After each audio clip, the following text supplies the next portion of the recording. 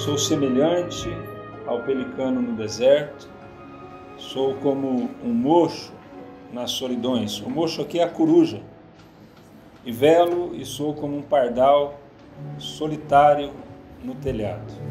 Mas os que esperam no Senhor renovarão as suas forças e subirão com asas como águias, correrão e não se cansarão, caminharão e não se fatigarão. Louvado seja o nome do Senhor. Jesus e Deus, desde lá do Antigo Testamento, eles usam de coisas simples e até mesmo que estão na natureza para falar ao coração do homem. Jesus, por exemplo, ele dizia ser a água da vida. É muito simples entender isso, né? Porque sem água ninguém vive, não é? Jesus dizia assim: eu sou o pão da vida. Todo mundo precisa comer para ter vida. Então a sabedoria de Jesus e da palavra de Deus e do próprio Deus também está nisso, em usar as coisas da natureza, muitas vezes, para que a gente possa entender uma mensagem do Senhor. Quando o salmista ele escreve esse trecho que nós lemos, lá no Salmo 102, ele está descrevendo a sua grande aflição. E a primeira coisa que ele diz é o seguinte: olha, sou como um pelicano no deserto. Vivia no deserto, sim ou não? Não. O hábito, o habitat da ave, do pelicano, é justamente o contrário. É no oceano, é no mar. E a dieta dele é uma só. O que o pelicano ele faz para viver? Água e peixe. Mas o salmista ele se encontra tão triste que ele se compara a um pelicano que não está no seu habitat natural, mas está no deserto. Então o pelicano aqui, ele fala daquele tipo de crente que ele precisa lutar contra o deserto. Nós não podemos viver uma situação parecida com o do salmista, dizendo e aceitando essa realidade. O deserto aqui fala do mundo. E queridos, lá fora, no mundo, no deserto, existem coisas terríveis que fazem muito mal ao crente. Ele não pode achar que no deserto ele vai sobreviver. Ele não pode achar que a vida espiritual dele vai ser uma bênção, ele comungando do deserto, tendo comunhão com o deserto. Não, é o contrário. O crente, ele foi feito como pelicano aqui, nós somos crente pelicano, para viver de água e de peixe, louvado seja o Senhor. Por que a água? Porque a água, ela representa a palavra de Deus. Falou de água na palavra, na Bíblia, é a palavra do Senhor. E meus irmãos, você quer ver um crente bom? É aquele crente que vive da palavra. Ele está firme na palavra. Ele não perde a escola bíblica dominical. Ele vem aos cultos e degusta a palavra. Ele tem prazer em ouvir a palavra de Deus. Esse crente não vai sofrer com o deserto, não. E nem vai ficar na situação que o salmista aqui estava. Aí eu disse que ele come o que mais? Peixe. Lá na época de Jesus, quando a igreja foi formada, logo depois, o símbolo do cristianismo era um peixe. Tanto é que as pessoas, por causa das perseguições, para não dizer que era cristão e consequentemente serem mortos, eles desenhavam na praia, para um identificar o outro, um peixe. Peixe é fácil de desenhar, né? Qualquer criança desenha. Por isso esse símbolo do cristianismo ter se tornado peixe. Então o peixe aqui, que é a dieta do crente, sabe o que é isso? É a própria figura de Jesus. Porque crente sem Jesus não é nada. Eu vou na igreja todo dia, né? Eu estou no seminário, eu sou crente fiel. Uma das coisas fundamentais é ter comunhão com Jesus. É ser íntimo de Jesus. Ser amigo dele. Querer a presença dele na sua vida. Isso é peixe. Peixe não é bom, não é gostoso? Você não se alimenta? Jesus é assim também. Jesus é aquele que alimenta a nossa alma, que nos deixa fortalecidos para a caminhada, sem problema com o mundo. Agora o que o adversário tem feito é o seguinte: é tentar tornar a nossa mente como a do salmista aqui. Ele quer que você fique seco espiritualmente, que você esteja longe de Jesus e longe da palavra de Jesus. É tudo que ele quer, trazer essa secura espiritual, porque o crente sem Jesus e sem a palavra não é crente, não vive, não tem salvação sem isso. Aí ele diz assim: sou como a coruja nas solidões. Meus irmãos, vamos dizer uma coisa aqui, está em voga, né, em pauta hoje em dia, as pessoas falarem muito, né, de solidão, as pessoas às vezes mesmo cercadas de outras, ainda se sentem sozinhas. A doença do século é a depressão, né? A gente está sabendo tudo isso aí. Agora eu faço uma pergunta para os irmãos. Você que é servo de Deus, você foi chamado para estar assim? A coruja, ela tem hábitos que são diferentes de muitos animais. Os hábitos dela são noturnos. Então a coruja, ela gosta do quê? Da noite. A gente precisa olhar para dentro de nós mesmos e perceber quais são os nossos hábitos. Você que está aqui hoje, será que você não está gostando demais da noite? Das trevas que estão aí fora? Será que você não está dando alguma brechinha para a noite entrar na sua vida? Porque as trevas, elas tiram a comunhão. O pecado te afasta de Deus. Então isso precisa ser analisado. A coruja, ela se enfia num buraco lá, e lá ela fica, é o ninho dela. Quantas pessoas nós recebemos na igreja parecendo coruja, né? Quer sumir. Ah, se tiver um buraco aqui eu me enterro. Talvez eu esteja falando com pessoas aqui hoje que estejam passando ou passaram por situações assim. É a coruja na solidão. Não é vergonha estar assim. Vergonha é você não pedir ajuda. Porque nós temos um Deus que é todo poderoso. Um Deus que pode acabar com a solidão da sua vida.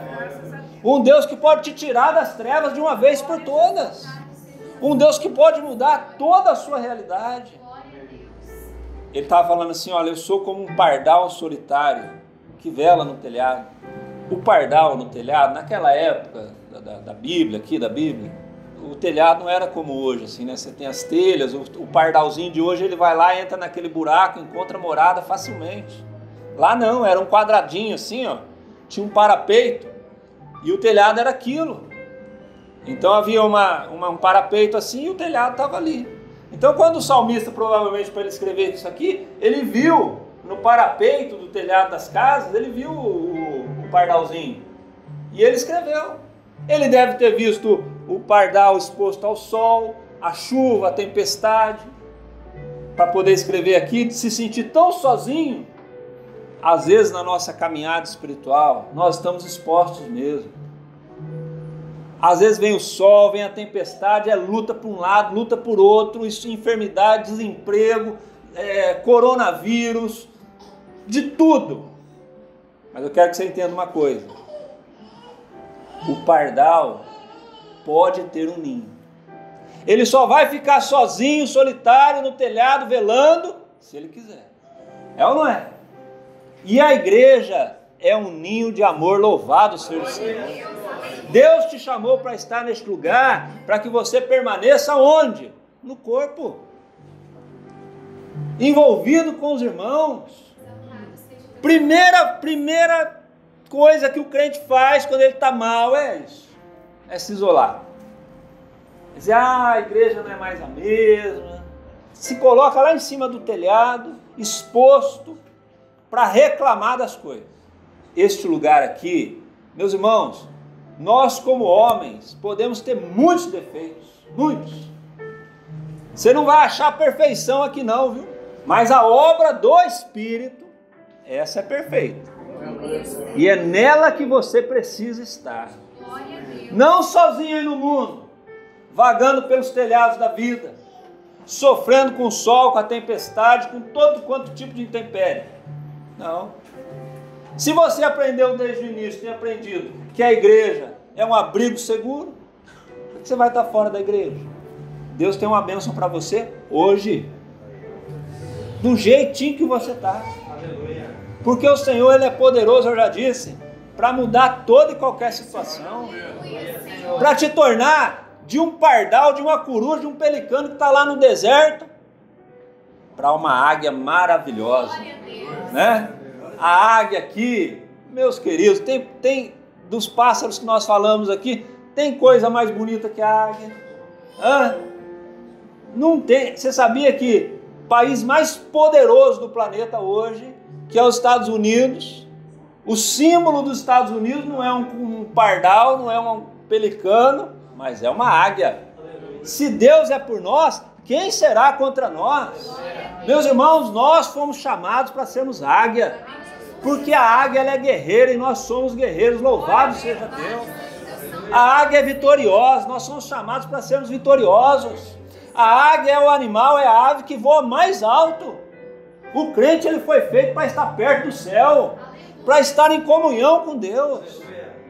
Meus irmãos, nós temos provas sim, nós temos lutas a serem enfrentadas, mas você foi chamado para voar. Ela voa alto e lá de longe ela vê o alvo. O crente, precisa entender isso. Você se tornou servo de Jesus Cristo, agora você tem a melhor visão. O Senhor colocou a eternidade nos teus olhos. É por isso que você está aqui. É por isso que você está enfrentando o mundo, por isso você veio no culto hoje. Porque você vai subir, você vai morar no céu. A nossa visão não é mais para esta vida, não. A nossa visão é para a eternidade. Você sabia? A águia ela podia fazer ninho em tudo quanto é lugar. Mas sabe onde ela escolheu fazer o ninho? Ela vai na fenda da rocha. Ela vai lá e escolhe o lugar na fenda da rocha. A rocha está fendida ali, é ali que ela vai fazer o ninho.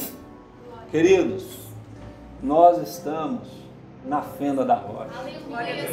O crente que é a águia, ele está na fenda da rocha. Jesus, ele foi moído naquela cruz, ele foi partido naquela cruz, mas é lá que nós estamos, louvado seja Deus. Se eu vou falar de outro Deus aqui, alguém exalta o homem aqui neste lugar? Não. Sabe por quê? Porque o nosso coração e a nossa vida espiritual, a nossa mente, está na fenda da rocha. Está em Jesus. É Ele quem importa aqui. Nós descansamos nele. E uma coisa, quando a águia ela cansa, porque a águia também cansa, ela voa o mais que ela pode em direção ao sol. E quando ela não consegue mais, ela desce em um voo rasante, com as asas abertas, porque daí não precisa bater mais a asa, né? Desce e ela procura águas para que ela possa mergulhar e se refrescar e renovar as suas forças. Por isso que a palavra em Isaías diz exatamente isso, porque esse é o hábito da águia. Meus irmãos, você que está aqui hoje, serve para mim também. Você está fraco espiritualmente? Está passando alguma situação na sua vida? Você vai fazer como a águia hoje. Vá até o sol da justiça. Jesus é aquele que nós podemos e devemos estar perto. Porque quando nós estamos perto dele, o que nos resta é fazer como a águia. Descer descansando. Descer nas águas do Espírito, para que as nossas forças possam ser renovadas. Eu tenho certeza que todos aqui hoje vão descer nas águas, vão ter as suas forças renovadas pelo Espírito Santo, porque o crente desta obra, ele caminha na presença do Espírito Santo. Ele não vai pela cabeça do homem, pelo que ele pensa, mas ele caminha na direção do Espírito. Então todos aqui hoje, inclusive eu, nós estamos convidados a mergulhar nas águas do Espírito e ter a sua vida espiritual, as suas forças renovadas. Você está fraco? Você está precisando de uma bênção? Olha, o sol da justiça já se apresentou, Jesus está neste culto, louvado seja Deus. Então é hora de você descansar, de você mergulhar, porque a caminhada, meus irmãos, ela vai requerer mais alguns dias, quem sabe meses, anos, e nós precisamos estar firmes e fortes na presença do Senhor.